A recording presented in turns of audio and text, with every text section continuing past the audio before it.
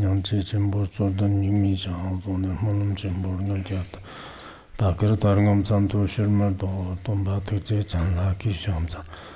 니제르워 저니 장강서 자고르 특지 시험들이 일라만 유면 판소 자라 소라한테. The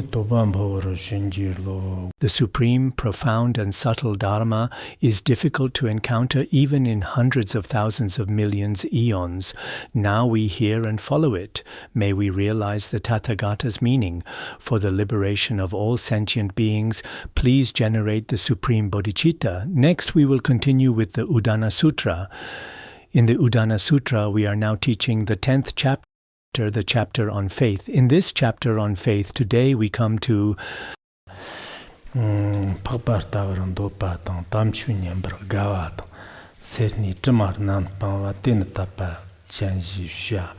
wishing to see the noble ones, delighting in hearing the true and wondrous Dharma, free from the defilement of stinginess. This is one who possesses faith. Next, we mainly discuss faith. What is a person who possesses faith? This is mainly what we'll discuss. Wishing to see, wanting to see the noble ones.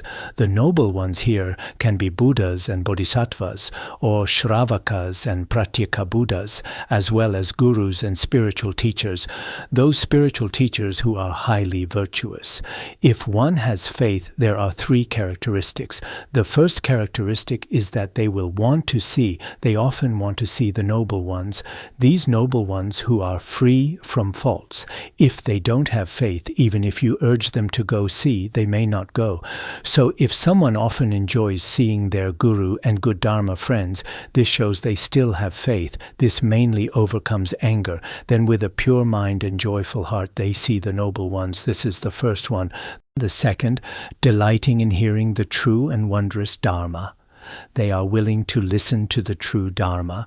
The true Dharma mainly teaches the truth, so they themselves are willing. These teachings that the Buddha expounded, they are willing to listen. If they don't have faith, even if others urge them to listen to the Dharma, they won't agree to listen. They won't want to listen. So if someone especially enjoys gurus and spiritual teachers and also enjoys listening to the Dharma, studying, reflecting, and practicing, if they enjoy this, in our academy, some people have been here for 30 or 40 years. Some of the older ones, among the lamas, there are a few I know, they still continue attending classes with different teachers. They've probably been doing this for about 40 years. Some Dharma friends, this shows they have faith. Otherwise, without faith, they wouldn't continue at all. So whether or not one has faith, you can tell by whether they listen to classes, whether they listen to the Dharma. This is particularly obvious. People with faith are still willing to accept this knowledge about the Dharma. This mainly overcomes ignorance, because after listening to the Dharma, the darkness of ignorance in one's mind stream will all be dispelled one by one. The third, free from the defilement of stinginess. If one has faith, on one hand, they also enjoy dharma giving and material giving. So generally, people with faith, in their mind stream, they will definitely have a mind that is free from miserliness. This mainly overcomes attachment, because if one has attachment, they may be attached to material things. Attached to material things, they won't want to give, and they also won't have true faith. People who possess these three qualities, we call them one who possesses faith. If they have faith, they often listen to teachings. They often enjoy spiritual teachers, and they're not miserly in their mind stream. Generally speaking, perhaps miserliness, this concept of miserliness is a bit harder to understand. Everything they want to possess for themselves. So if self-grasping is less, grasping at self is actually a form of attachment. If attachment is less, miserliness and attachment have something in common. So this is called possessing faith. If our self-grasping is not strong, we enjoy listening to the Dharma, we enjoy being close to spiritual teachers. This kind of person should be one who possesses faith. If we say the opposite, they don't like spiritual teachers, they like bad friends, they're unwilling to listen to and accept the true Dharma, but instead accept worldly, all sorts of messy knowledge, and they themselves are attached to the Dharma or to wealth, everything, they grasp at it for themselves, unwilling to distribute it, unwilling to be generous. This kind of person can be called one without faith. So here, we're mainly discussing what exactly is a person who possesses faith like. Actually, this is mainly speaking from this perspective. If we talk about true faith, it's actually faith imbued with wisdom. This is very important because faith, it's actually generating genuine interest in the true meaning. This is called faith because there are several kinds of faith. Some is blind faith. With blind faith, the meaning of the object is not true, yet you believe it is true and generate interest in it. That's not called proper faith. That's called blind faith. So if we want to have faith, on one hand, as we just saw, they listen to the Dharma, they appear to rely on spiritual teachers, they appear not to be miserly. This person has faith, but this may be a kind of behavior. The most important behavior is not just parroting what others say, but truly from one's heart, genuinely toward the three jewels, generating an unwavering correct understanding. This is true faith. In our current world, there's a lot of what people nowadays call collective consciousness. In sociology it exists, in psychology it exists, especially in Western philosophy. When analyzing psychology, this is analyzed with particular emphasis. When analyzing it, there are several categories. For example, we are a national group, a nation shared, whether their bloodline is the same or not, their values are the same or not, but one is always subsumed under a category or held together by a group identity. Then there's family.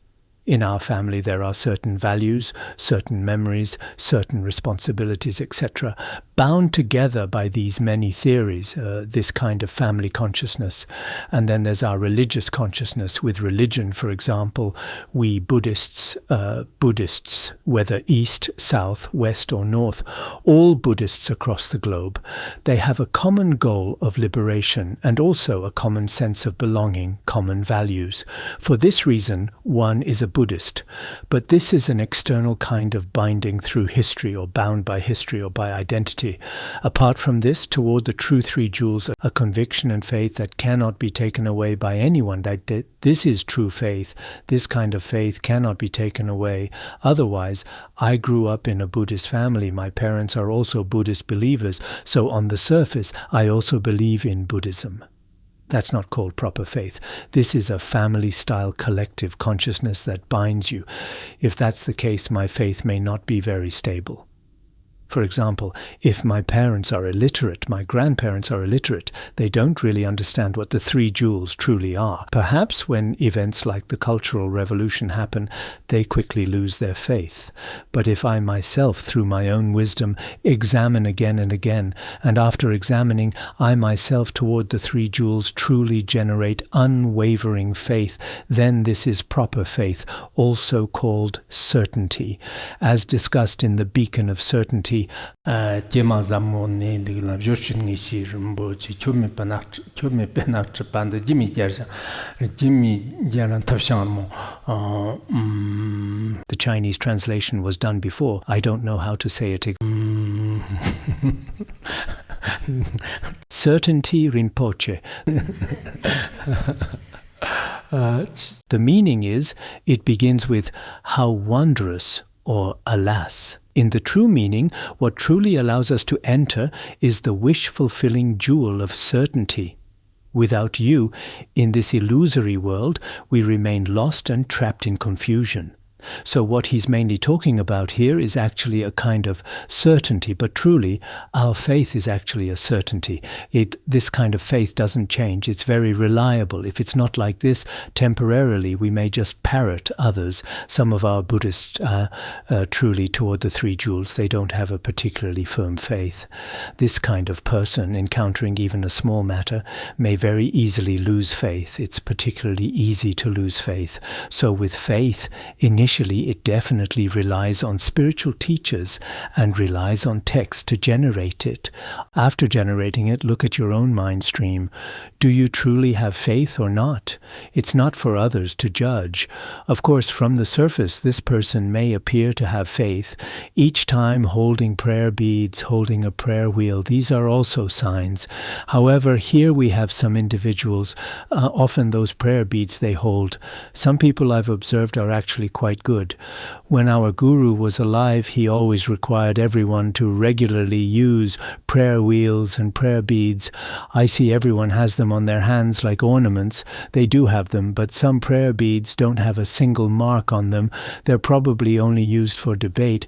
Usually it's a kind of, because nowadays some celebrities who don't believe in Buddhism also hold prayer beads. It's a kind of display, a symbol, or an ornament. So I hope that, although we're not many in number, everyone should usually, when they have time, recite some mantras. You should complete a certain number each day, complete a certain number each year. Human life is very short.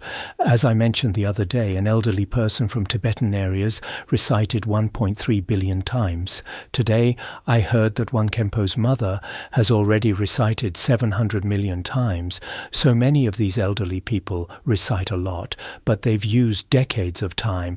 Perhaps while we study and reflect, we won't have that much, but at least it's a kind of, because some faith within us, we probably know ourselves whether we truly have faith or not.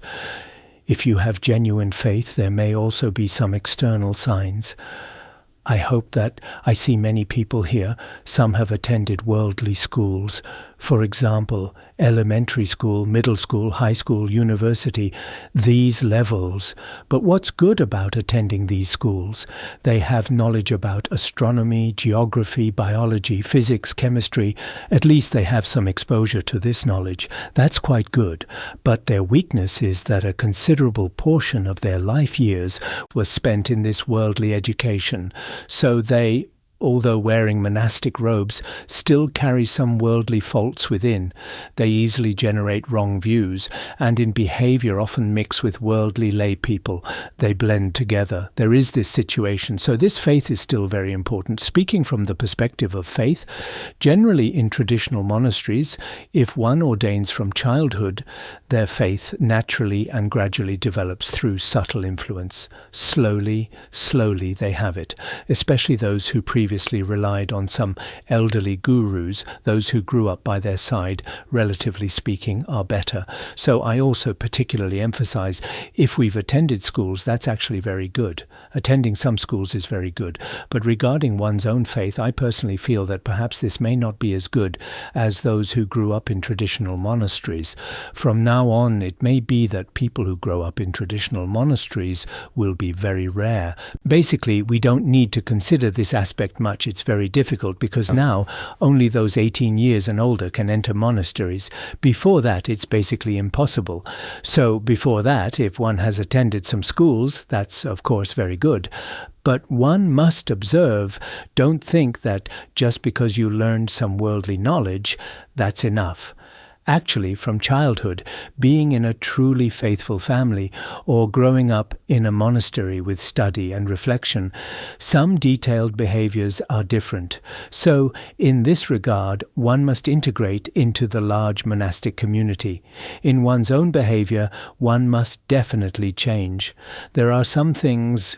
So, just now I mentioned the signs of having faith. The situation of having faith is like this, possessing these characteristics. Tapi lam jagab kurwara sha sunum chombe mani chonken chokper shet ba lok gev jong nam ji blana ga. This verse is a bit. One should prepare faith as provisions for the path. Merit is difficult for thieves to steal. When a thief steals, he is punished. When a shramana receives, he rejoices.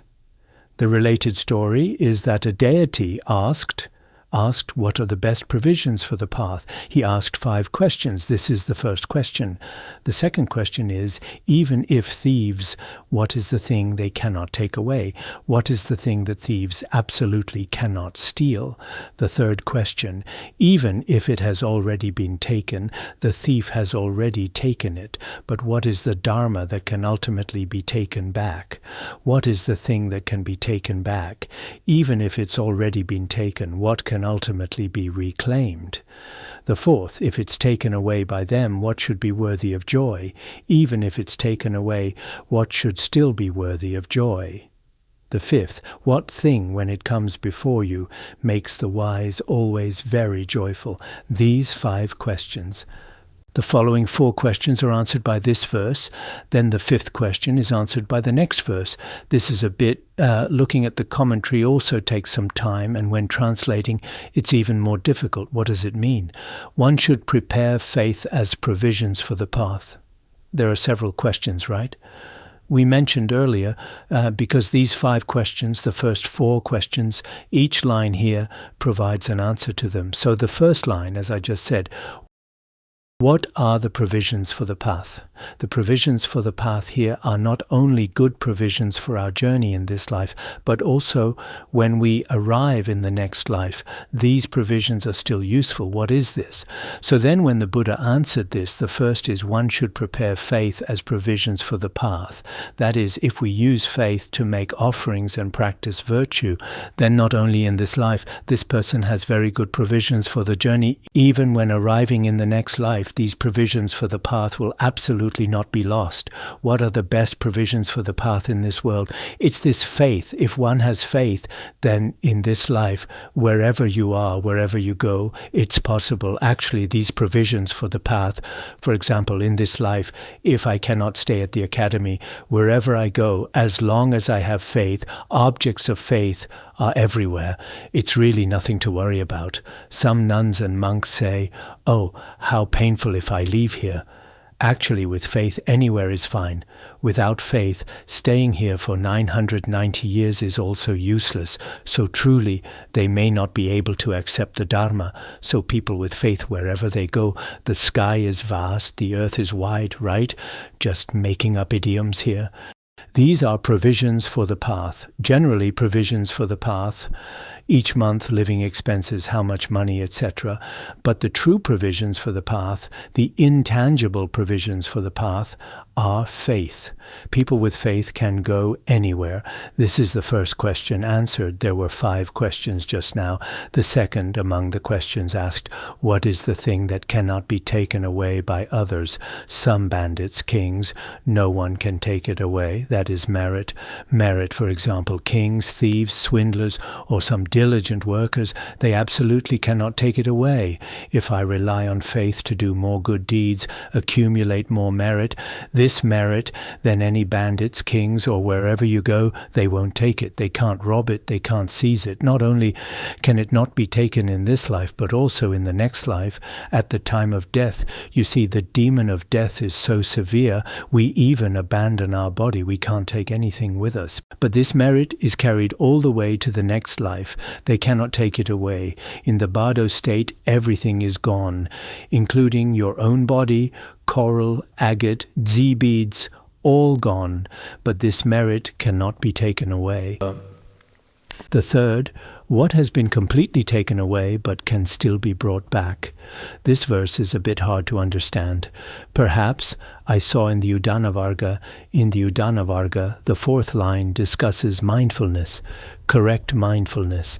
With mindfulness, one reclaims it, if one possesses mindfulness, because with correct knowledge and mindfulness, one repeatedly recalls one's virtuous deeds, then even if it's taken away by others, even if this virtue and merit is taken away, it can be reclaimed. So perhaps if we added mindfulness in the commentary, it would make this clearer.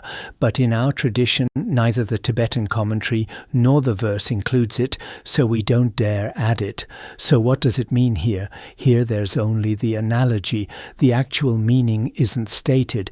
Generally, when we explain this, it's somewhat challenging to explain. When explaining in the commentary, it says bandits have already taken your things, but eventually the king, through killing or through royal law, punishes them and takes it back. Taking it back, speaking from the analogy, it's acceptable. For example, if someone's things have been robbed, after being robbed, through legal means or through the king's channels, then this can be retrieved. But regarding virtuous deeds just now, the first was faith, the second was merit, and the third is what monastics cherish. So this Dharma is somewhat difficult to explain clearly. If mindfulness were included, it would be much easier to explain. When you explain this, take a look yourselves. You still need to look at this carefully. Otherwise, sometimes it's not particularly easy to understand. Generally, property is taken away by others, but through the king's channels it can be retrieved. That's the meaning. The fourth, as I just mentioned, what thing, when others take it away, makes you very joyful? This, when a Shramana receives, he rejoices. So the fourth question is that we offer clothing, food, housing, wealth, etc. to Shramanas. If we make offerings to them and they accept, then for those with faith and wisdom it's very joyful, also worthy of joy. We're reluctant to part with everything else, but when you make offerings to Shramanas, the Shramanas have discipline and wisdom in their mind streams.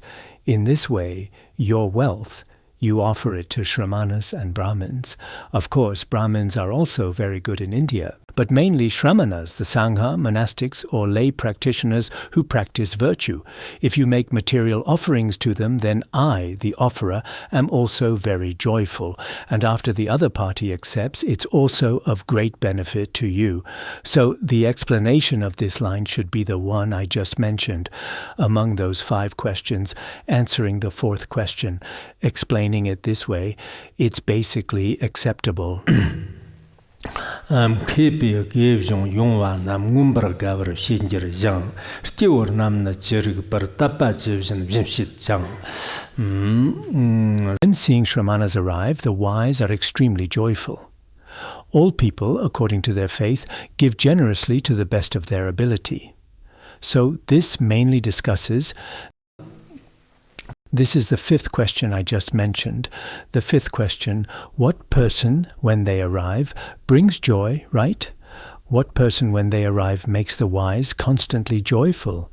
This is like guessing riddles. The Buddha then began to explain, if one sees Shramanas whose minds and conduct are pure, the Shramanas here don't necessarily have to be monastics.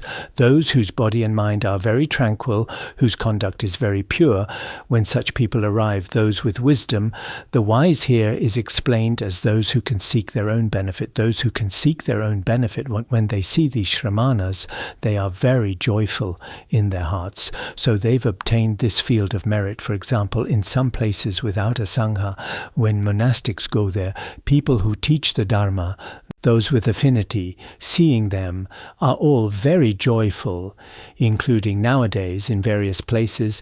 There's also a relative lack of those who teach the Dharma and practice pure discipline and virtue. So if others seek such teachers, practitioners, in such cases, if we ourselves have this capability sometimes, we should try our best to provide for them. Even if previously you weren't a Khenpo or Dharma teacher, if you truly have this ability, others will also be joyful. And you yourself, in your brief human life, can share the knowledge you've learned with others.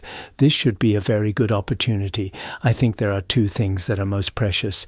One is that listening to the Dharma oneself is very precious. The second is that if you yourself have a little bit of realization or wisdom, sharing these with others, this also in the world is a very meaningful thing. So if some Shramanas come before you, as a wise person, you'll probably be very joyful. Those with jealousy, the foolish, they definitely won't be happy. This is a natural law. So at this time, All people according to their faith, many people according to their own ability, according to their own faith. If your faith is great, you use your great faith to make offerings and give generously. If you yourself have ability, have great wealth, you also have this wealth. If you don't have such great ability, also according to your own financial capacity, make offerings and give generously. Acting this way is also very meaningful. Even if it's a very small offering, when it encounters some special field of merit, the merit is also infinite and boundless. Previously, it seems in the former miscellaneous parable sutra or something, once when the Buddha went into the city to beg for alms, there was a woman who saw the Buddha's majestic form and dignified deportment. Then she made offerings to him. After making offerings, the Buddha taught her the Dharma. When teaching the Dharma, there was one verse. The general meaning of the verse was, making offerings to the Supreme Buddha field has great merit. Plant 1, get 10, plant 10, get 100, plant 100, get 1,000. In this way, eventually, it all amounts to receiving 100 million merits. At this time, her husband developed doubt. He also didn't trust it, feeling the Buddha's words were too exaggerated. Such a small cause producing such great merit, it's almost impossible. The Buddha, knowing he had this doubt in his mind stream, then asked him where he came from. He said, I came from the city. What is there to see in the city? He said, there's a tree called the Nyagroda tree. He asked what the Nyagroda tree was like. Then he began to describe it. Its branches and leaves extend for 40 li, luxuriant branches and leaves, etc. He then asked, what is this tree's seed like? He said the seed is only like a mustard seed, very, very small. The Buddha countered, saying, if the seed is as small as a mustard seed, how could it produce such a large fruit? He then answered, this is undeniable. I personally saw it with my own eyes. The Buddha later said in gentle words, then generally in the inanimate earth, a very tiny seed can grow to that extent, then making tiny merit to the Buddha field of omniscient wisdom also produces extremely great results. This is very reasonable, etc.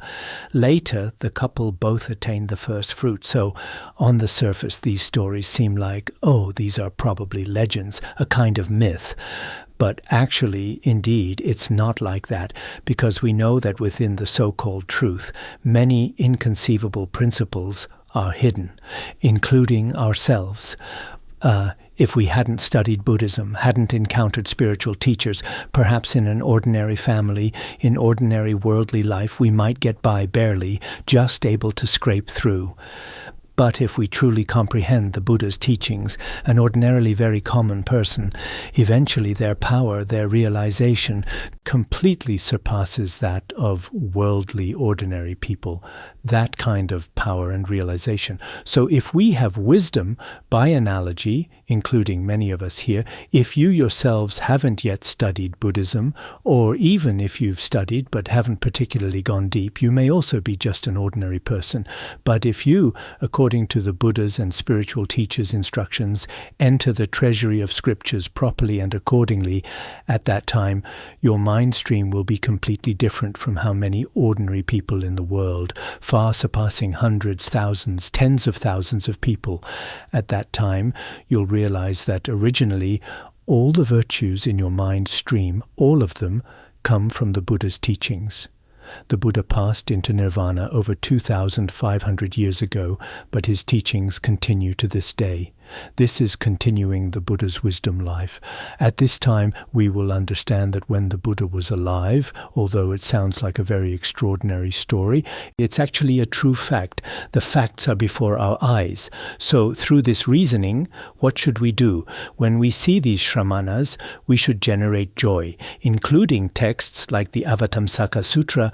When seeing peaceful shramanas, one should make aspirations. When seeing shramanas, may I pray for all beings to be gentle, peaceful, and ultimately supreme. When seeing these Shramanas, one should think, may all beings have peaceful conduct and attain the ultimate supreme fruition of absolute truth.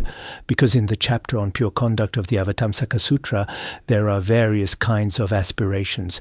So when some see these peaceful Shramanas, they should make aspirations. Some people are particularly joyful, but in any case, if there's an opportunity to make offerings to pure Shramanas or to the Sangha, the merit is very great. The Dökha Agama also says, among gods and worldly people, only the Buddha is most supreme. Among gods and humans, the Buddha is most supreme. Those who wish to seek great merit should make offerings to the three jewels. If you truly wish for great merit, as I mentioned the other day, even offering just a little candy when making offerings to the Sangha. His Holiness used to teach about the merit of offering to the Sangha. Each time we lined up on the 15th and 30th, when the Sangha recited the precepts during Poshada, during the precept recitation, His Holiness often taught about the merit of offering to the Sangha. Then we ourselves, as well as others, at that time there was something called lollipops with blue outer wrappers. By the Dragon Spring water, we could often get one or two. At that time, the Academy's conditions were indeed not very good, and we really looked forward to the morning precept recitation. How many candies today? One by one for each person. Sometimes when there were more people offering candy, when we went back, we'd have some for several days. I don't know what they were called. We called them lollipops. Not lollipops. What were they called? So the merit of offering to the Sangha is also very great. Now, perhaps for many people, they may not pay much attention, but actually, as I just mentioned earlier, according to one's own ability, according to one's own faith, make offerings according to one's capacity. There's a bit of a problem with this nowadays. Some people have no ability at all, but seeing someone, they offer everything they have. Some, when they come to Tibetan areas, offer all the money in their wallet. Then when going down, they have no travel fare. Then they start borrowing but can't borrow and finally go begging. It's very painful. So this phenomenon is wrong. One should contribute according to one's ability. This is also mentioned here. You see, give generously to the best of their ability. It's not about emptying everything out. That's not the meaning. One should, according to one's own ability, make offerings or give generously.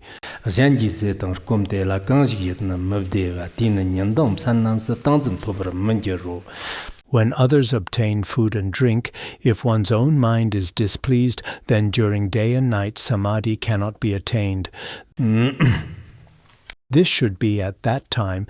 It seems like the elder Anathapindada made great offerings to Maudgalyayana and Shariputra. Then that Kokalika, he began to generate jealousy and then started slandering them, saying this was because they had faith in individuals, not faith in the Sangha. Perhaps that's the meaning. Then the Buddha proclaimed the following two verses. He proclaimed them, but in the commentary they're explained together, both above and below. So when looking at the commentary, you may need to look at it together with the preceding and following verses. Perhaps look at them together. Otherwise, the story in between isn't placed first as usual. The meaning is, if others obtain food and drink, like Maudgalyayana and Shariputra just now, they obtained food and drink. Some people, because they have jealousy in their hearts, they start to become unhappy, displeased. They may continuously say things because jealousy is very frightening. They themselves gain nothing, but they still have an uncomfortable mentality. So day and night, such evil people who just generated jealousy, during daytime and nighttime, in all times, they cannot attain meditative concentration, samadhi, the state of one-pointed meditative concentration. They always cannot attain it. So back then, it seems in the Udāna Varga, or somewhere it was taught, that before the Buddha ordained, 99 kinds of non-Buddhist schools flourished in India. Later, after the Buddha ordained, these non-Buddhist schools gradually began to decline, but among the non-Buddhists there was a portion who saw the offerings and wealth going to Buddhists. Some of them also generated jealousy, including within Buddhism, some practitioners toward internal monastics. Some receive more offerings, some receive less. Toward those who receive more, they also generate jealousy and displeasure. So the Buddha, addressing these people, said, if we have some jealousy in our mind streams, then in this way our own state of samadhi, generally we cannot attain it. People with jealousy, people with hatred, people with greed, indeed the 5 poisons, if one has these in one's mind stream, the state of practice generally cannot be attained if it's not like this, as will be mentioned below. So now, at our academy every year, there's about half a month or more of meditation retreat. At this time, we also hope to attain, whether meditating on Yidam deities or meditating on the Guru, to attain truly supreme states of practice. This is also very important. Everyone should also cherish it. These states are very important. Also, before this, the Academy also has a month of teaching Vajrayana. Whether people outside or inside, everyone should study Vajrayana together. This is also very important because we feel that a great part of the Buddha Dharma, the content of Vajrayana, is most important. If you haven't understood Vajrayana, perhaps much practice cannot be complete. So in order for everyone to receive teachings fairly, so Khenpos and Khenmos, including some Dharma teachers and excellent teaching assistants, those who have previously practiced Vajrayana, we also require everyone to discuss and study together. This is very important. So generally speaking, the 8th Tibetan month, we can say that those connected with the Buddhist Academy, when everyone is studying Vajrayana, at this time praying to the Guru and 3 jewels and studying well oneself, many states of Vajrayana can also be attained by oneself. In the 9th Tibetan month, when everyone does retreat practice together, at this time, if together with the Sangha one retreats and practices together in one's own mind stream, one will definitely attain merit in this regard, including this year. Everyone is required to practice Guru Yoga, His Holiness's Guru Yoga. This is truly very important. Everyone, those without faith, must use a strong kind, including oneself. Some people, when arguing, their voice gets louder and louder, and finally they start crying. So when we pray to the Guru, some should move themselves, seeing themselves continuously praying. Why am I such a wretched person, unable to receive even a drop of the Guru's blessings? Why? Why? In this way, perhaps through, like an orphan calling from afar. No, an orphan without a mother. The other day there was an analogy. I said an orphan calling for mother. Sometimes it's also a bit, this is in one sense, but if a distant wandering child calls the mother from afar, the mother's heart cannot bear it. So praying to the Guru through this reasoning is very important. What it says here is if one has no faith, has jealousy, no matter how one practices day and night, one cannot attain it. That's the meaning. Because jealousy generally exists among similar types, For example, if we're both Dharma teachers, it exists between Dharma teachers. If we both sell tofu, if one's business is a bit better and one's is not good, it won't do. 2 directors envy each other. 2 actors envy each other. 2 people selling pork also envy each other. People selling watermelons also envy each other. So generally, jealousy exists among people of the same type. So basically, it exists among those equal in fame, status, and wealth. So eliminating jealousy and praying with faith, this is very important. Next, Gunga Tali Mgopcher Tar Tenja Gunda Joshua Ba Dina Nindam Sanams Tangzan Tak Tangyan Zan October year. Like cutting off the top of a tala tree when jealousy is completely cut off, that person during day and night can then attain samadhi. Here, it discusses using an analogy to illustrate, just like cutting off the top of a tala tree, after cutting it off, it will never grow again. Similarly, if we completely eliminate all jealousy from the root, then this person, during daytime or nighttime, can attain the state of samadhi, the state of meditative concentration. Seeing yidam deities, many states of practice can be attained. This tala tree, in Chinese we call it the palm tree. Now in the south there are quite many, including Yunnan, Hainan, they're all there.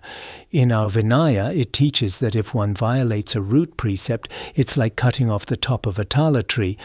There will never again be an opportunity to uphold and restore the pratimoksha precepts.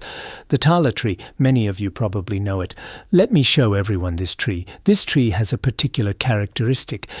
If its root is cut, it's fine, but mainly its crown. The green foliage on top cannot be cut. After cutting, it becomes like a pillar. There are several types. Some are like, what is it? In some southern countries, there are ones over 60 meters tall, extremely, extremely tall. In Yunnan and Hainan, when many open hotels, they also use the name palm to describe them. This is particularly, some are extremely, extremely tall. Generally speaking, they appear to be very good trees. The meaning is, if the crown of the tala is cut off, you can never restore it. It cannot grow again. If you don't cut the crown, it grows very well year-round. Similarly, if we eliminate this jealousy from the root, jealousy will never arise again. If it doesn't arise, whatever dharma you practice is very good. So, jealousy is truly, sometimes it's still very frightening. With jealousy, perhaps the mind is always unbalanced. One is unhappy, always like this. In this way, one won't attain fruition. That's the meaning. Conversely, if we have pure view and rejoicing toward everyone, then in this way it's also possible. It seems in the Long Shu's treatise on the Pure Land, there was a person who practiced Pure Land. Later, after he died, when he arrived before Yama, the Dharma king, and examined his accumulated virtue, finally it was discovered that he himself practiced Pure Land and also encouraged his neighbor to practice Pure Land. Finally, it seems he was also reborn there. I don't remember very clearly, but the meaning is, I practiced myself and made others practice too. As a result, both did not fall into lower realms. There was such a case. If it's not like this, like current competitive rivals, as we discussed the other day, some is healthy competition, some is malicious competition. If it's malicious competition, it's mutual. If I prosper and flourish, you must go bankrupt. Otherwise, it's like fire and water. This way may be a bit difficult. Practice also won't increase. Its foundation is actually faith. If one has faith, one has a kind of pure view toward everyone. In Tibetan, it's pure view and faith. These two basically coexist. This is very important. It seems in one of Mifam Rinpoche's books, it says, among the 51 mental factors regarding what engages with pure dharmas, this faith is most important among the mental factors. Then regarding what engages with impure, defiled samsaric dharmas, compassion is very important. Compassion and faith are extremely important among all the mental factors. So here, if we have no jealousy, definitely faith can arise in our mind streams. If we have faith, then other virtues can naturally arise as well. That's the meaning.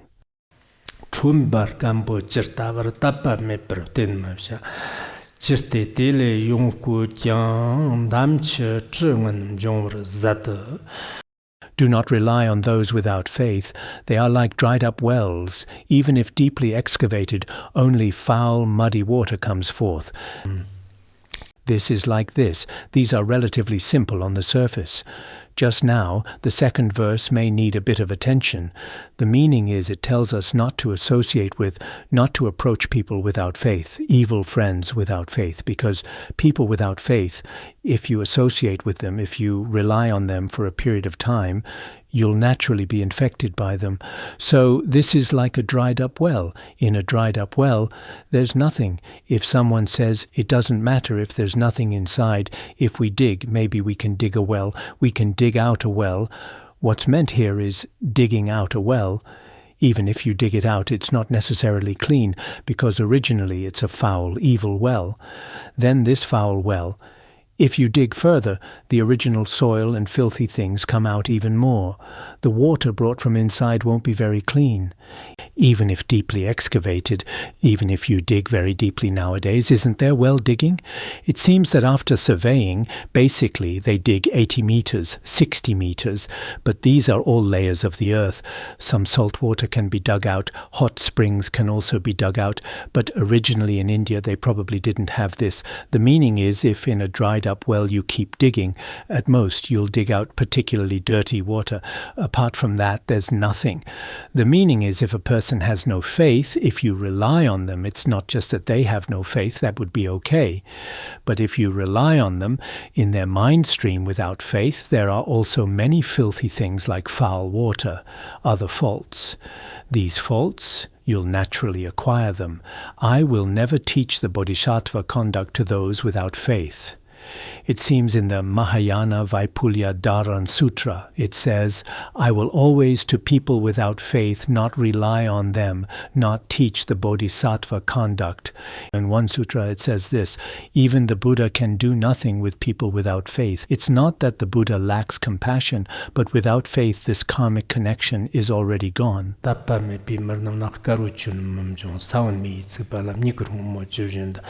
We've translated this before, but later in the Maharatnakuta Sutra it says, if a person has no faith, white dharmas are not born, like a burned seed, roots, sprouts, etc. are not born. This character, ya, is written without the grass component on top, but actually in Tibetan it means green seedling sprouts. But actually it's the same meaning. If a person has no faith, white dharmas cannot increase. It's like a burned seed. How can green sprouts arise? It's impossible. So people without faith, they themselves also won't develop any virtues. Even their influence on those around them is like foul water. Indeed, those without faith, not only without faith, but also people with wrong views. Nowadays, people with wrong views must be avoided. Otherwise, either you yourself have studied and reflected for many years, in your mind stream you have very stable. Like Shariputra and Maudgalyayana in the past, they went among thousands and hundreds of non-Buddhists. Their views would not waver.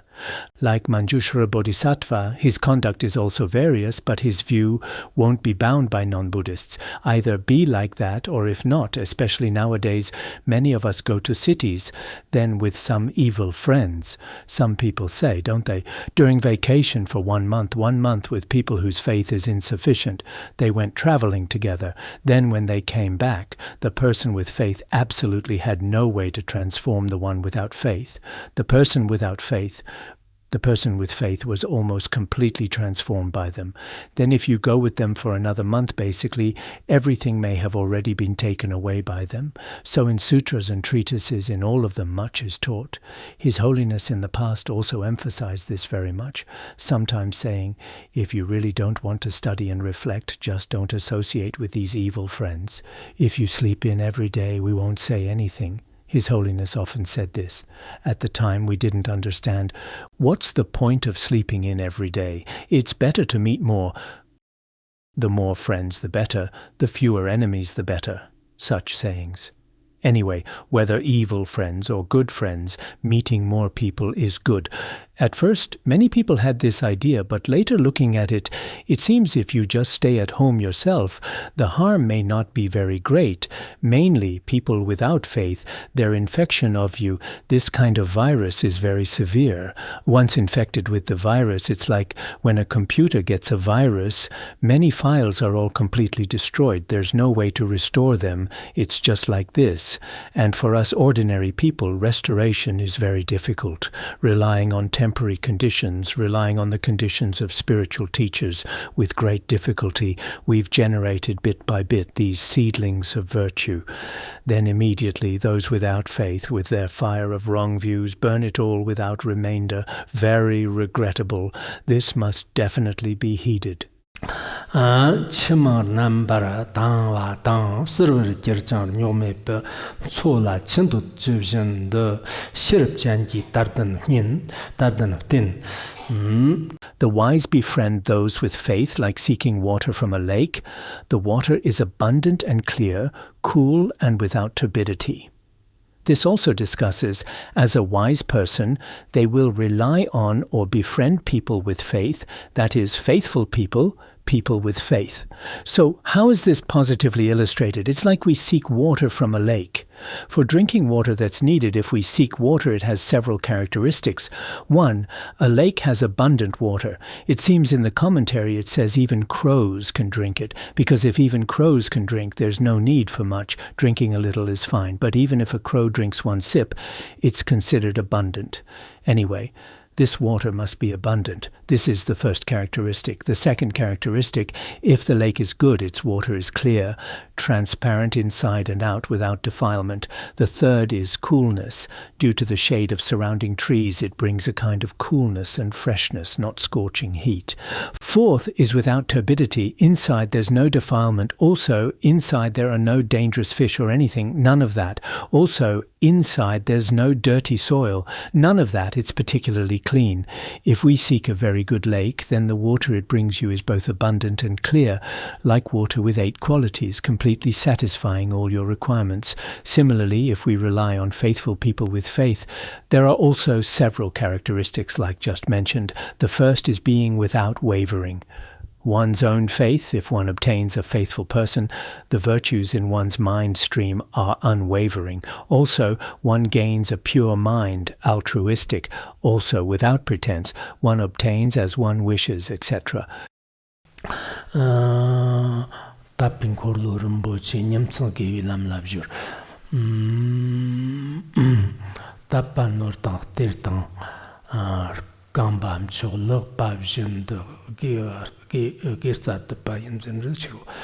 In general, this faith is like the wheel treasure among our 7 precious treasures, like the golden wheel among the 7 treasures. Then this faith is like wealth, like treasure, like hands and feet gathering all virtuous dharmas. It seems in the words of my perfect teacher, there are also many such teachings. The meaning is, if one has faith, many virtues are naturally obtained. If one has this faith, it's like a pure lake. It can fulfill all your wishes, relieve all your thirst, and heat afflictions, scorching heat. So this mainly discusses pure faith.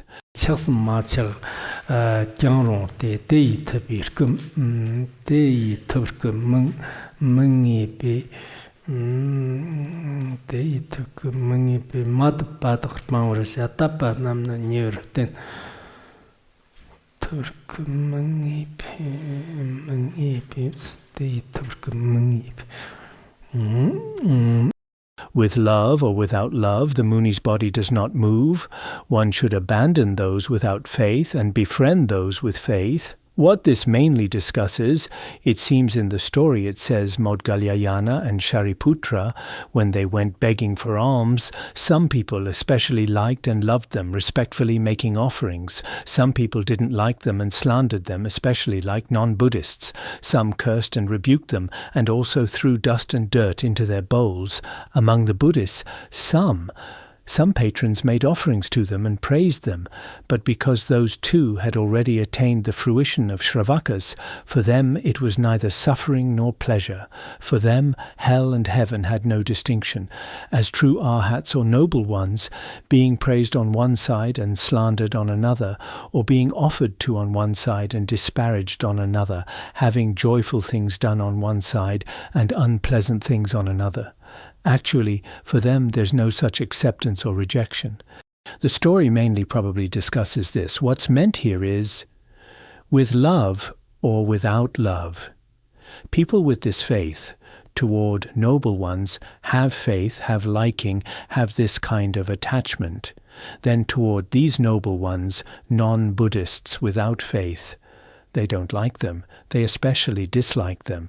But some great masters, as followers of the Buddha, the Dampa, that is Munis, Muni means patient one. As patient ones, true Shravakas and followers of the Buddha, their bodies do not waver. Their bodies and minds are not swayed. When others praise,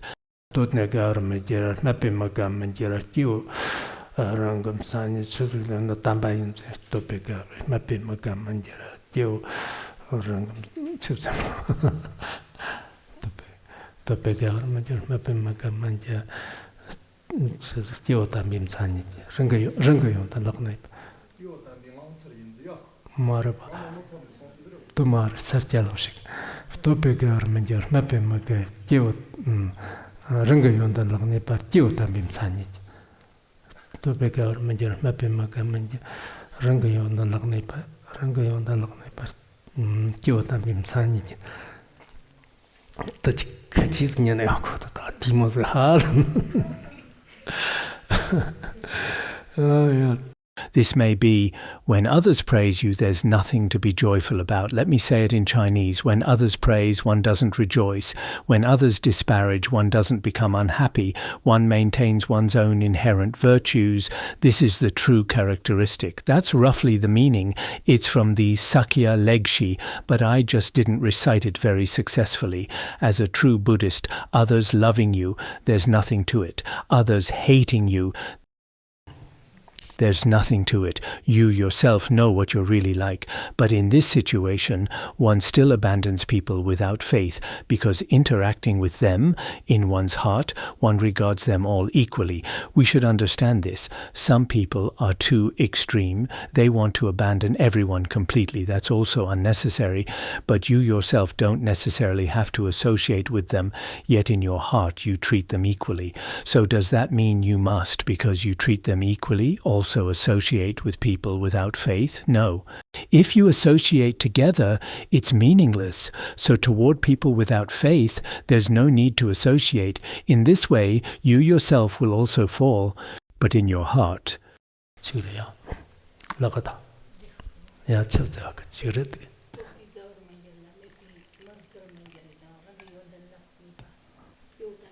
I love the young courage of Zenach. Starken choosing Zorken Lamity, Ratsud Metang Lamity. One should abandon those without faith and befriend those with faith. So as it says, Go. Terang Marga Kitching and I go, Mitchikato. Yo, I'm being answering. Yo.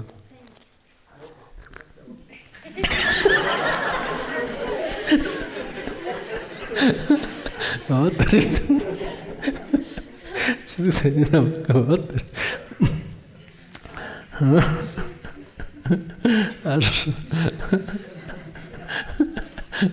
what? One should abandon those without faith and befriend those with faith. What does this mean? Followers of the Buddha, although toward those with faith and those without faith, for them it's equal, but they still shouldn't in life associate closely with them. You shouldn't do this. They should abandon those without faith and still befriend those who possess faith. Just as we rely on lakes with water, we shouldn't rely on dried up, very filthy wells. So one must definitely rely on those who possess faith. This is also true in our lives, although we cannot completely slander them or anything, but in our own conduct, try as much as possible not to get close to these people with wrong views. Try as much as possible to get close to these Dharma friends who are helpful to one's commitment to the path. That should be the meaning.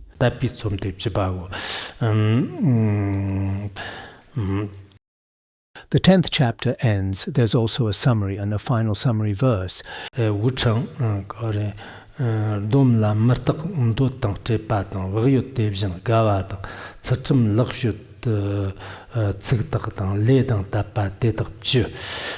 This is the general summary of the preceding chapters. For every 10 chapters, there's a summary verse. Impermanence, chapter 1. Desire, chapter 2. Craving, chapter 3. Vigilance, chapter 4. The chapter on vigilance. Attachment, chapter 5. The chapter on attachment. Discipline, chapter 6. The chapter on discipline. Good conduct, chapter 7. The chapter on good conduct. Speech, chapter 8. The chapter on speech. Karma and faith, chapters 9 and 10. The chapter on karma and the chapter on faith. Altogether there are 10 chapters. Then at the 20th chapter there's a summary verse. At the 30th chapter a summary verse. In the entire Udāna Sūtra there are 3 summary verses. Good. This is taught up to here.